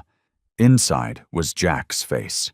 An artificial skin mask so perfect that under dim light, it could pass for real.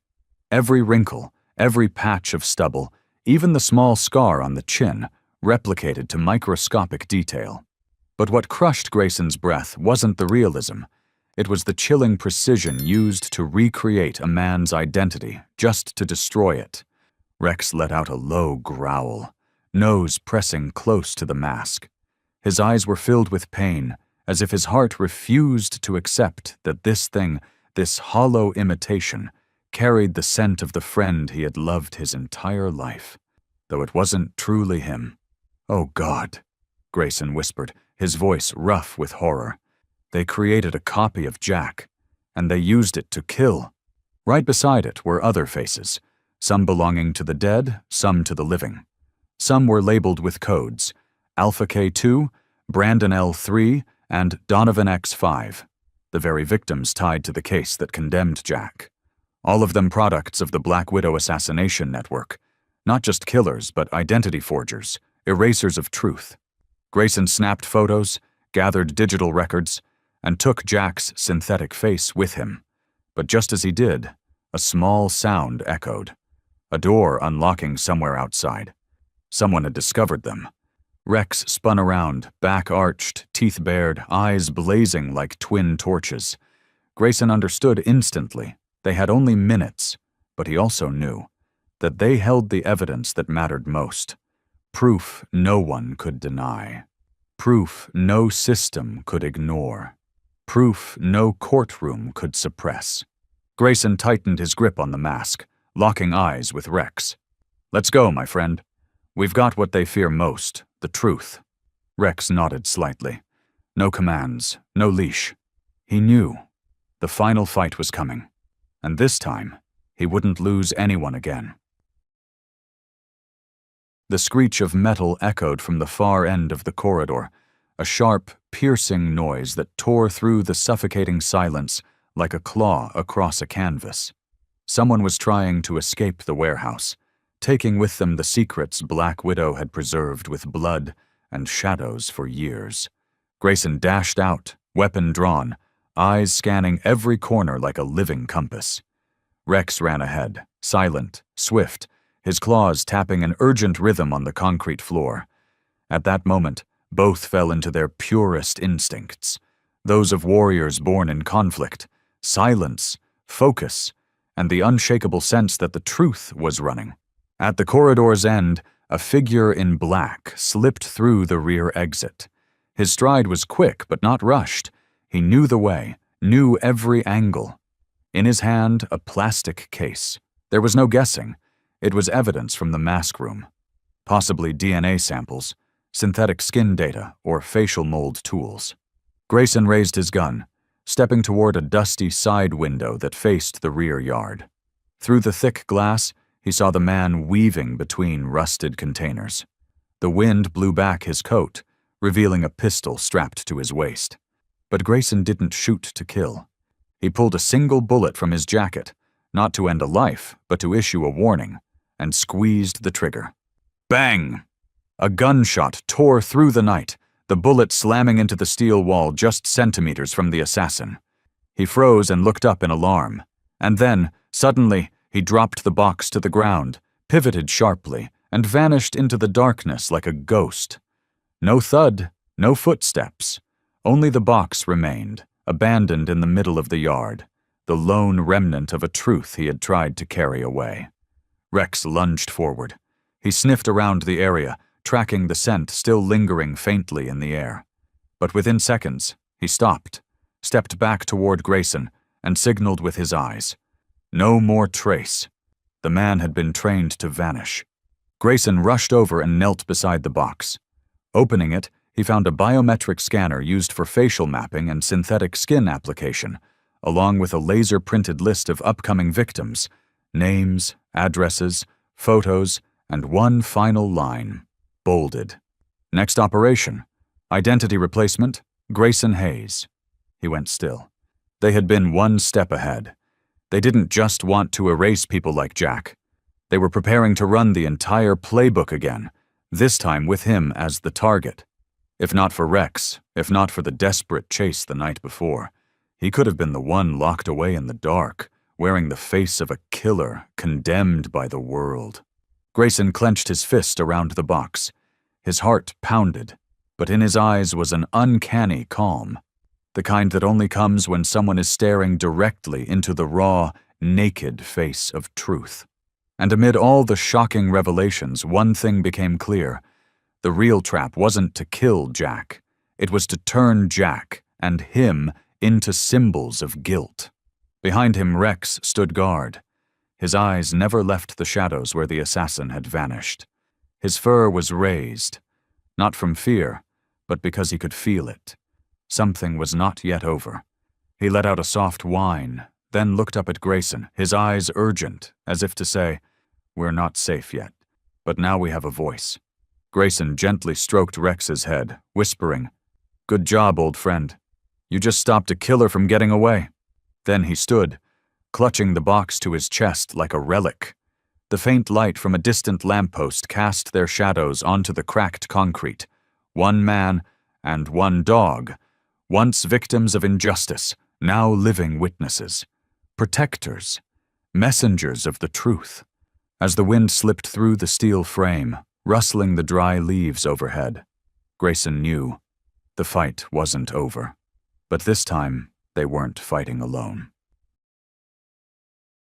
Beneath the final threads of light left by a night of pursuit, outside Warehouse 47B lay the stillness of a temporary victory. But inside, within cracked cement walls where cold iron shackles bound the wrists of a man betrayed by the entire system, Jack Callahan remained unaware that life had just brushed past him, mere moments away. And in the darkness that lingered, he faced something crueler than any physical wound. The silence of a conscience, strangled. Vaughn stepped into the windowless cell, his polished shoes echoing sharp, deliberate clicks on the stone floor. The sickly yellow light from the ceiling spilled over Jack's face, revealing bruises, dried blood, and eyes still wide open, not in defiance, but in a quiet, unwavering refusal to break.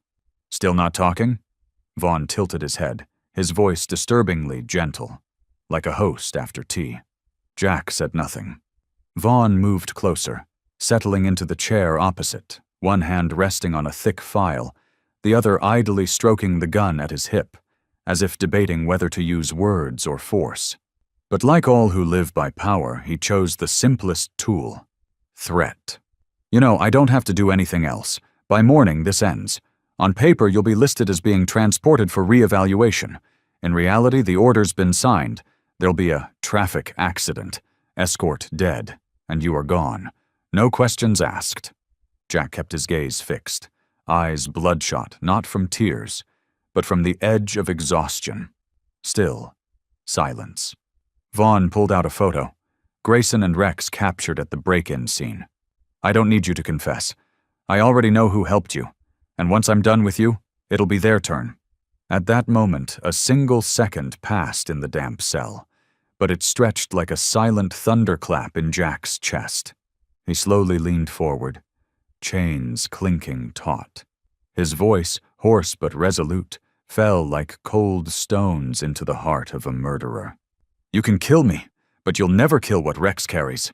Vaughn froze. The name Rex wasn't a confession. It was a reminder of a witness he couldn't silence, a creature loyal beyond death, a soul that couldn't lie, couldn't betray. And worst of all for Vaughn, Rex knew everything.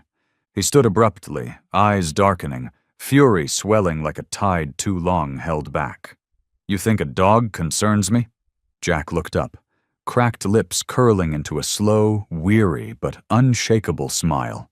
"No. But he's why I know the truth won't die in here." Vaughn said nothing. Seconds later, he turned and walked away. But before the door closed behind him, he muttered coldly, "Get ready. Tomorrow morning, you'll be freed from all your illusions." The metal door slammed shut, sealing like a death sentence for an innocent man. But within Jack, The fire still flickered. He didn't know what Grayson and Rex had found out there, didn't know how much longer he had. But he knew. If Rex was still out there, if Grayson was still fighting, the game wasn't over. Inside the dim room, lit only by the dull glow of an old desk lamp, Grayson scanned through every photo and data file he and Ethan had gathered over the past few days. On screen were gruesome pieces of evidence, masks made from synthetic human skin, a list of replaced identities, and schematics of warehouse networks suspected to be Black Widow's transfer hubs. Each detail stabbed deeper into Grayson's chest, but nothing pierced him more than the silent shape curled beneath his feet. Rex. He lay on his side, one front leg still bandaged, his left shoulder wrapped in thick white gauze. His breathing was steady but shallow. The wound had not fully healed. Yet his eyes, those bright, steady brown eyes, had not dulled. They shone in the dark, not drowsy, not tired, but watchful, guarding something more sacred than life itself. A promise, yet unfulfilled. Grayson knelt quietly, gently stroking the fur at Rex's neck. "I know you're still thinking about Jack," he whispered, almost to himself. "You always know, even when I don't." Rex blinked softly, unmoving. And in that stillness, Grayson saw it clearer than ever. Rex wasn't sleeping. He hadn't truly rested since the day Jack was taken. He'd seen his partner dragged from the courtroom, tortured, condemned, and now pushed to the edge of death. Rex didn't understand the law, couldn't read case files, and couldn't analyze data. But he knew lies when he smelled them. And from the moment he was forced to leave Jack's side, the only thing inside him was not panic, but a silent directive. Find him, no matter the cost. Grayson rose and moved to the window. Outside, the sky had gone pitch black. Wind whispered through cracks, and distant city lights flickered like wounds across the dark. He was weighing his next move, whether to risk storming the underground site where Vaughn might be keeping Jack, even without knowing the exact location.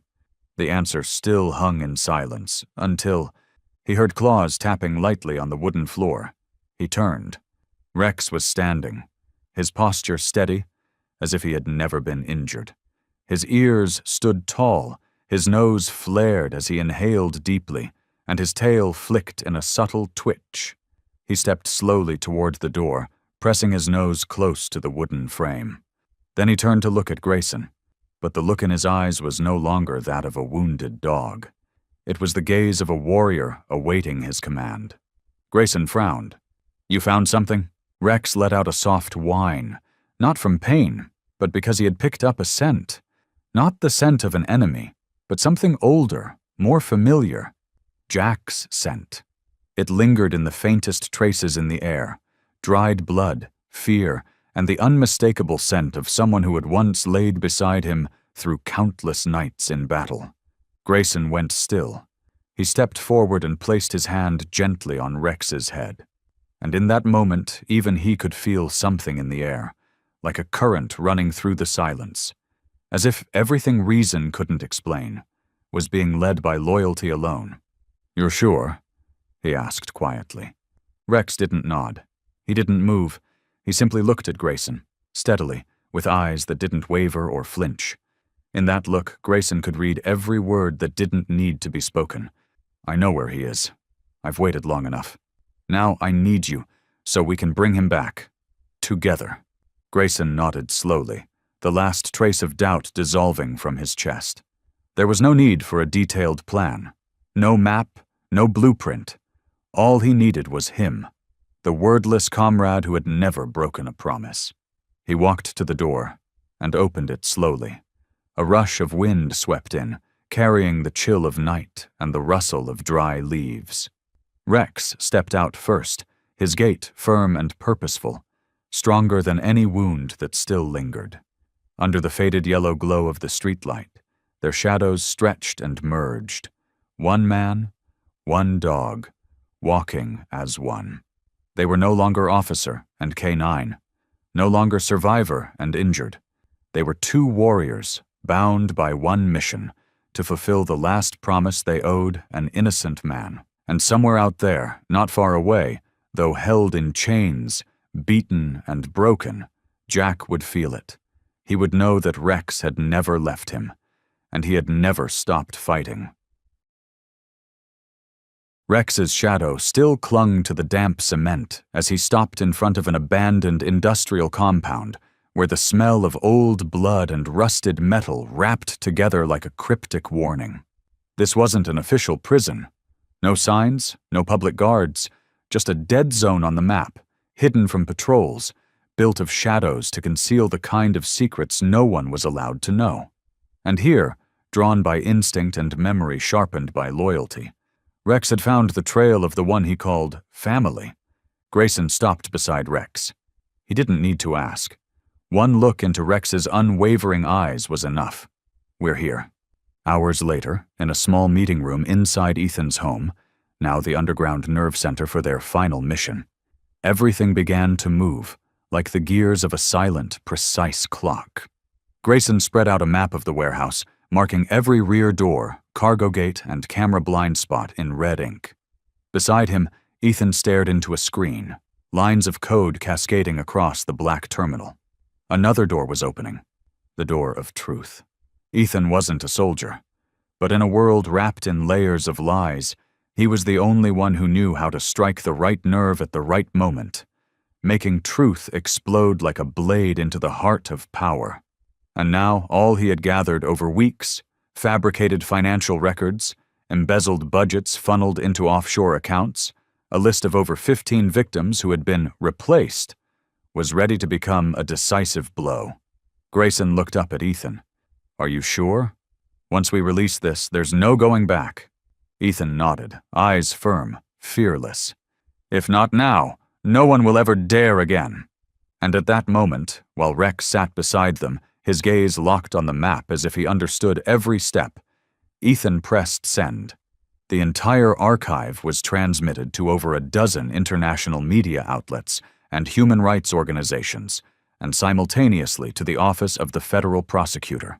An hour later, Grayson's phone rang. On the other end was a high-ranking officer who had previously stayed silent. His voice trembled slightly, as though he'd just crossed the threshold of fear. "I've received the files. Vaughn will deny it. But if you can bring a living witness, someone he held, or clear evidence from the scene, I promise justice will not bend again." Grayson ended the call and turned to Rex. The dog still perfectly, watching every move like a soldier waiting for orders. And in that moment, Grayson knew. It wasn't him, nor Ethan, but Rex who was the red thread between truth and redemption. Grayson strapped on his bulletproof vest, checked his weapon, and exhaled quietly. "We're not just going to rescue Jack. We're going to expose it all." Rex didn't need a command.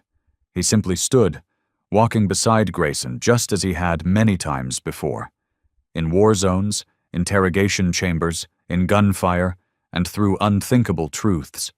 Not a service animal. Not a pet. Rex was a friend, a soldier, a living testament to a loyalty that surpassed instinct, a soul that could recognize justice. And as the door opened, and the last light fell across his dark coat, Grayson knew, tonight, a plan would end, but the truth would finally begin to breathe. Night blanketed the rusted rooftops of the warehouse like a curse yet to be broken.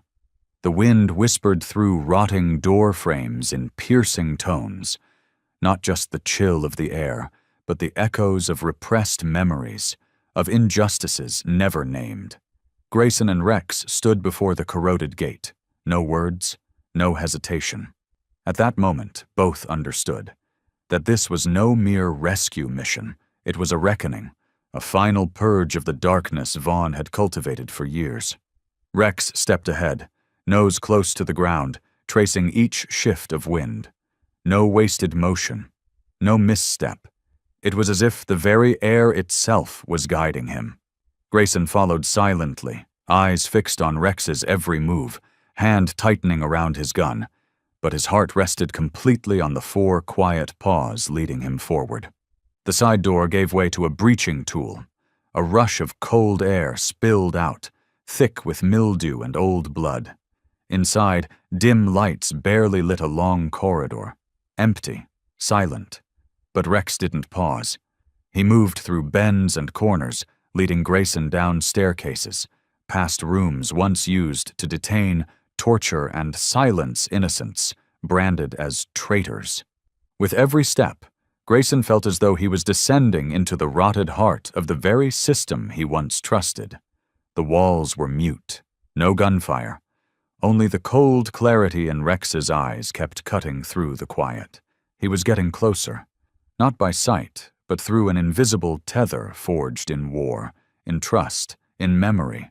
And then, it happened. A metallic clank rang out from the far end of the hallway. Rex froze in place, ears perked sharply. Grayson raised his gun, shifting his weight silently, ready. A figure stepped into view. Not a guard, but Vaughn, emerging from the shadows with a face no longer hiding anything. He didn't smile. He didn't deny it. He simply stared at Grayson and said with a hiss, "You can't save them all. Justice means nothing without power." Grayson didn't respond. He didn't have to. The answer had been standing beside him this entire time. Without waiting for a command, Rex charged past Vaughn and slammed into the door behind him with every ounce of his injured strength. His claws scraped at the hinges with a furious urgency, and finally, the door gave way. Inside, under the dim, flickering light, Jack lay collapsed on the floor. His face was gaunt, his body streaked with blood, but his eyes were open. And when he saw Rex, his lips trembled. In a voice barely more than breath, he rasped, "You came." Rex didn't bark. He didn't whimper. He simply pressed his head gently to Jack's chest, a silent, soul-deep reunion, like the day they first met on the training field. No words were needed, no explanation, because the truth, no matter how long buried, always finds its way home. Grayson moved fast, restraining Vaughn and calling for backup. Meanwhile, across the city, Ethan launched the full drop. Audio recordings, photos, and documents from inside the warehouse was released in real time to the press, social media, and the district attorney's office. By the time the authorities arrived, Jack was being carried out into the soft light of early dawn.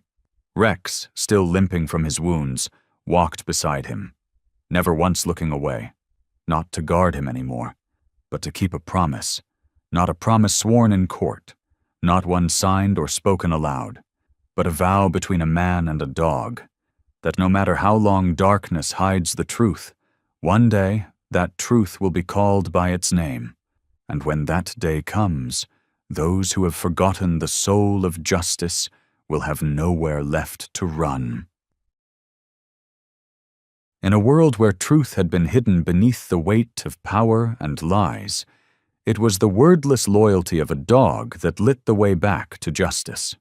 Rex didn't just save his partner. He reignited a forgotten belief in the hearts of those left behind by a broken system.